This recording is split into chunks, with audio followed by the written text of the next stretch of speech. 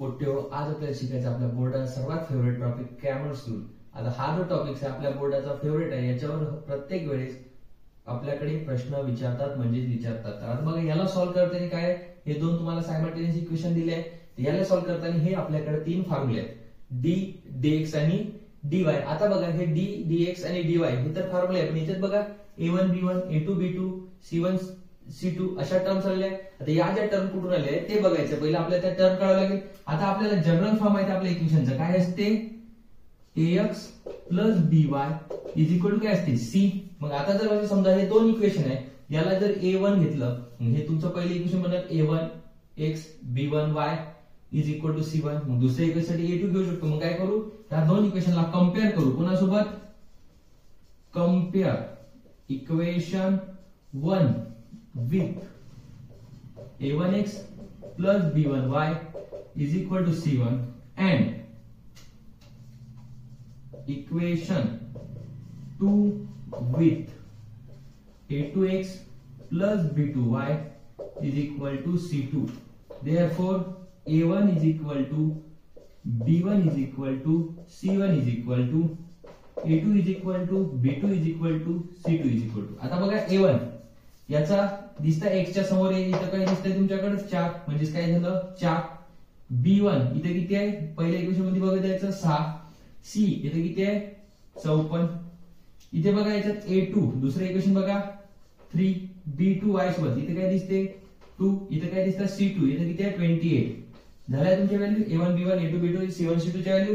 आता या झाल्या त्या फॉर्म्युला, देअरफॉर काय दिसते मग d इज इक्वल टू तुमचा फॉर्म्युला कोणता, a1 b1 a2 b2 is equal to. आता बघा याला आपण सॉल्व्ह केलं होतं कशासोबत, आपल्या याचा गुणाकार याच्या सोबत मायनस याचा गुणाकार याच्या सोबत आपण शिकलो होतो डिटर्मिनंट मध्ये। मग बघा मग काय होणार, तर या a1 चा गुणाकार म्हणजे याच्या जागी आपण काय करू शकतो, पण त्या व्हॅल्यू टाकून घेऊ आलेल्या।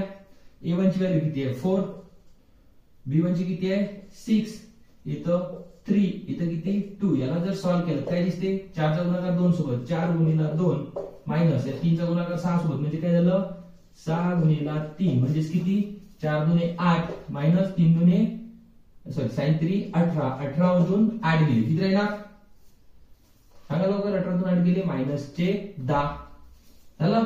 समोर बघा आता इकडे, आता हे झालं d चं, आता कशाचं dx इज इक्वल टू बघा काय होणार, तर a1 आता काय तुमचं c1 b1, मग इथे काय ना c1 b1 इथे काय ना c2 b2 is equal to टाका व्हॅल्यू। आता c1 ची व्हॅल्यू काय आहे बघा, c1 किती 54, b1 c1 ची झाली b1 ची किती आहे 6, c2 28, b2 किती आहे 2 म्हणजे किती होणार 14 54 गुणिले 2 म्हणजे किती आलं 108 मायनस चिन्ह 26 दाय आणि 26 छक किती होणार, सॉरी 28 छक 168, 108 मधून 168 गेले किती राहिला मायनस चे 60।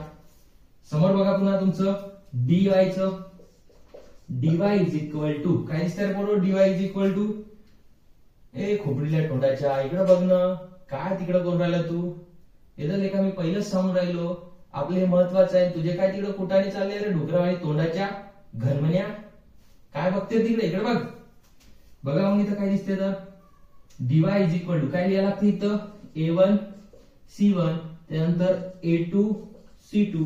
बघा मग काय होणार, तर a1 च्या जागी काय ठेवायचंय 4, c1 च्या जागी काय ठेवणे आहे 54, पुन्हा a2 3, c2 सॉरी c2 काय ठेवणे तुमच्याकडे 28।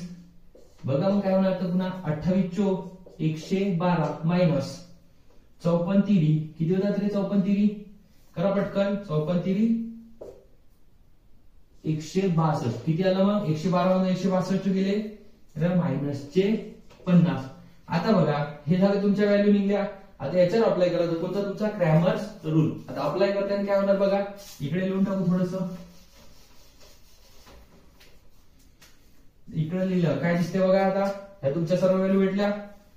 Therefore by applying Cramer's rule, आता क्रॅमर्स रूल अप्लाय केलं काय दिसते x is equal to dx by D. आता बघा dx ची व्हॅल्यू काय निघली होती तुमची मायनस 60, डी ची व्हॅल्यू किती निघली मायनस चे 10, किती आहे मायनस चे 60 डिवाइडेड बाय मायनस चे 10, मायनस सोबत मायनस काढला 10 चे काम 60, तर x is equal to 7. Therefore y is equal to काय दिसते dy बाय d. आता dy किती होतं मायनस चे 50, मग किती येणार मायनस चे 50, डी ची व्हॅल्यू होती मायनस चे 10, किती आले तर मायनस मायनस सोबत कॅन्सल, 10 5 50, तर इथे किती आलं हे वाले 5. म्हणजे therefore x, y is equal to किती 6 आणि 5. हे झालं तुमचं सोल्युशन.